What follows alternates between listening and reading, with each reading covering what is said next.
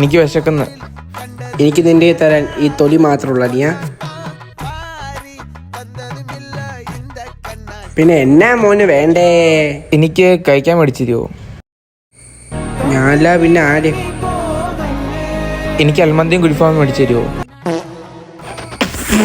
നീ ഇന്നലെ ഫ്രണ്ട്സിൻ്റെ കൂടെ പോയി അൽമന്തിയും കുൽഫാമും കഴിച്ചില്ലേ? നിനക്ക് അൽമന്തി കുൽഫാമും വേണോ? അയ്യോ ആരും പറയല്ലേ, അറിയാതെ പറഞ്ഞാണ്.